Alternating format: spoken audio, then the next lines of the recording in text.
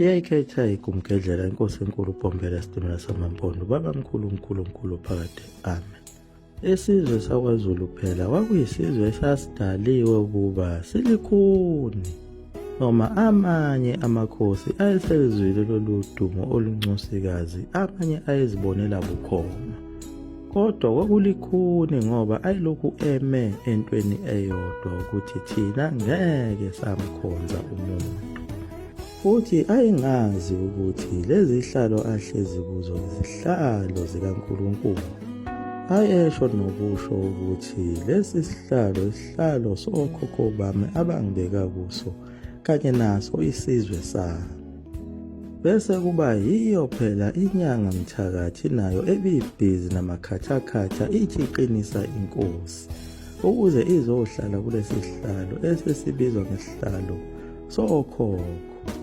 Kanti phela inkosi iyibamba bukhosi elibambele yena uNkulunkulu emhlabeni. Ingakho uma inkosi ike yakuqalekisa leso siqalekiso senzeka ngempela kuwe, noma ungakhala kangakanani ubize yona ikakaramba, ngeke kuze kwenzeke lutho.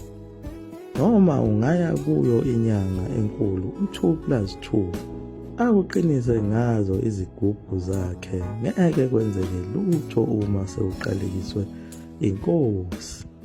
Amakhosi amaningi ayekuso isihlava sabo phela abathakathi ababebathakatha phezu kwazo izinyanga ezazibaqinisile, njengoba iningi lawo ayegula futhi engabatholi abantwana, njengayo inkosi yakwabiyela uMahlakazi eyayizalwa kuyo phela indlu yaseMobeni. Indlu yaseMobeni phela yiyo lena eyayizalwa umntwana wasegazini uMgujwa, owayezalwa uye uNdaba, owayeyinkosi yakwaZulu eyayikwazi ngisho ukunisa izulu. uMgujwa lona wazala iqhawe uNodade, uNodade wazala uGala. uGala lona phela owake wabhekana noShaka ngalesi sikhathi isizwe sizilile, esibuza isilo esiwuShaka ukuthi uyobusa kabani uma abantu bakho bebulawa indlala. uShaka wamcosisa uGala kaNodade ngezinkomo eziningi, kanti naye uGala wazala iqhawe uMphezini. Leli qhawe laliphila ngesikhathi senkosi uCetshwayo, ilona elalazi ukuthi isilo uCetshwayo siqashe kuphi, njengoba wayesithukisile ehlathini lapho amaNgisi ayesifuna ngamehlo abovu.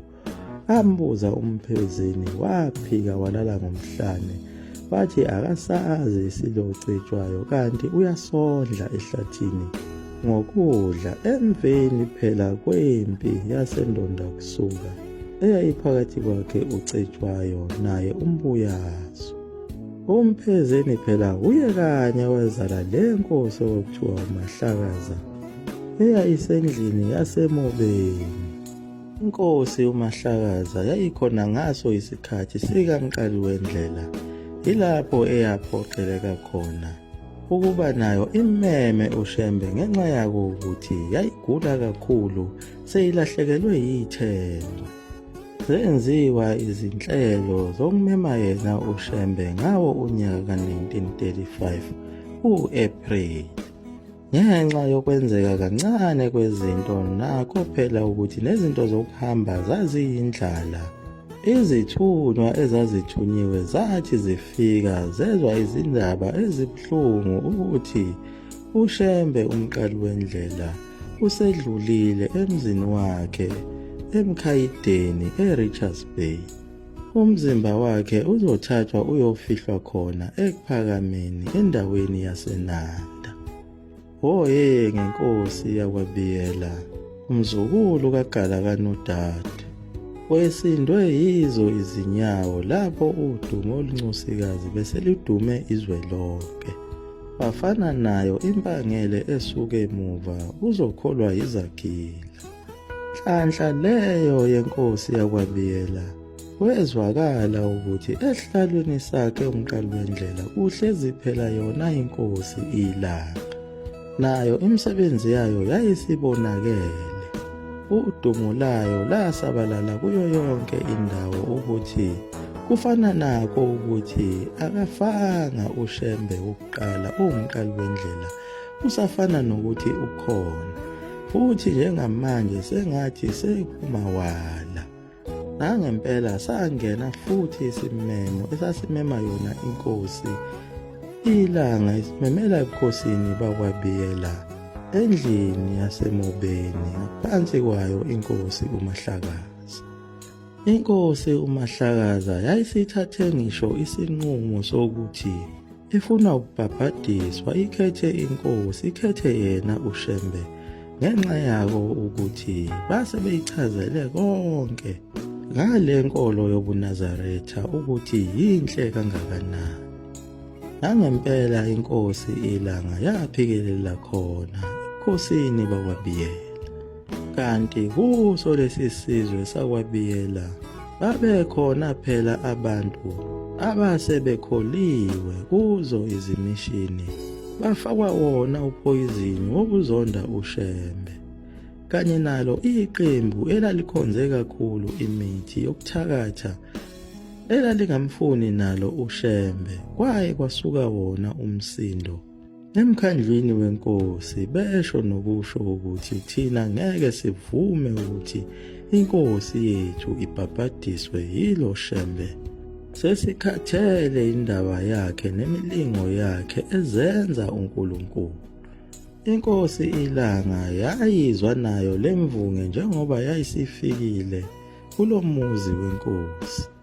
Yakhwehlela kancane inkosi ilanga yabe seyiphuma kulendlu eyayifakwe kuyo.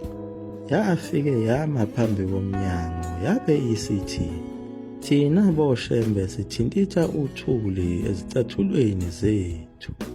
Ngaleyo nkulumo yayisho kona ukuthi lapho esingamukelekile khona thina boShembe siyahamba, niyobe senisala nalo usizi lwenu, ngoba phela uShembe yena usuke enganayo inkinga, kodwa inkinga abantu abasuke benezigulo nezenhlupheko.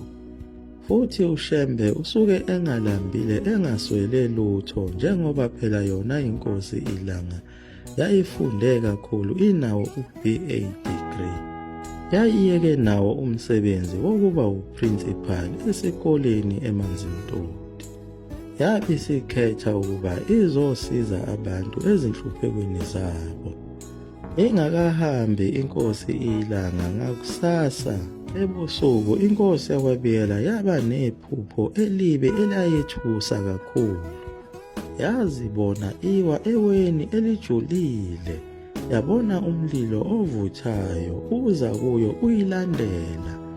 Yabaleka inkosi yakwaBiyela khona lapho ebusheni, yabambelela esihlahleni esikhulu, kodwa naso leso sihlahla sawa. Yabona ukuthi nawo umlilo uza ngamandla owawufuna ukuzoyibulala. Yavuka lapho yazithintitha, yathi galo yephubuka. Yabona ukuthi umlilo uyayifica, yathola esinye isihlahla ukuba igibele kuso, kodwa naso leso sihlahla sawa. Yabe seyibona indukwana encane, yabambelela kuleyo ndukwane, yaphakama yaya phezulu. Noma yayisiphakeme, kodwa umlilo lo wawushisa kakhulu. Yavuka seyijuluke imanzi ithe. Yavuka khona lapho ebusuku inkosi yahamba yaya endlini lapho kwakulele khona inkosi ilanga. Yaqhamuka seyiguqe ngamadolo phansi, yathi, baba, ngilapha ngiyaxolisa ukukuphazamisa, kepha ngivuswa yilo iphupho elibuhlungu. Yabe inkosi yakwaBiyela selixoxa leli phupho. Yathi mayiqeda ulixoxa inkosi leli phupho, uShembe wabe sebuza ukuthi manje inkosi ithini-ke njengamanje, njengoba phela inkosi yayinqabile ukubhabhadiswa ngenxa yako ukulalela abantu besizwe sabo kanye nesigungu esasidukile sisebuthongweni ngegama lenkosi. Kodwa ngoba inkosi yakwaBiyela yayisezibonele yona, yasho lo phezulu yathi, "Nkosi, ngicela ukuba ungibhabhatise ekuseni uma nje usuvukile." Nangempela kwabanjalo, kwaba ukusa njena inkosi ilanga yabe seyibhabhadisa inkosi yakwaBiyela. Kungenzeka futhi ukuthi loya moya walaba bantu ababethathwe udumo lwasezimishini kanye nokusebenzisa yona imithi basekhona kuso isizwe sakaBiyela endlini yaseMobeni.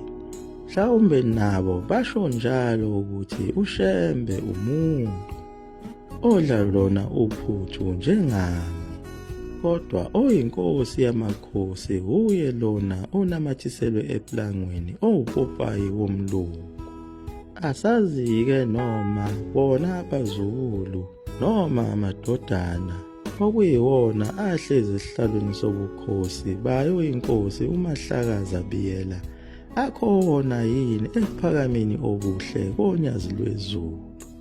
Mhlawumbe awekho ngenxa yako ini ukubhubha ngenxa yokuswela ulwazi. Mhlawumbe nabo basho njalo ukuthi ngeke sidlale amakhosi akwaShembe, kanti babulawa yiko ukungazi bazibiza ngamakhosi ohlanga. Mhlawumbe bangamakhosi oqalo. Liyagoqa lapho ikunkedlela mzula amafutha omkhulu uTondentoni esiwaphathe ami. Mina ngiyinkosi uHlongwa qhamuka kaMaphumulo. Mina ngiyinkosi yaseMzimkhulu yakwaDlamini, kodwa kuthiwa ngiyinkosi uNhlabathi. Nkosi uDube Ndala eGibisile. Amen. Mina ngiyinkosi le ebikade ikhuluma yaseMaculwini, kodwa igama lami lilikhunyana. Amakhosi angiphoxa athi angisho ukuthi wathini.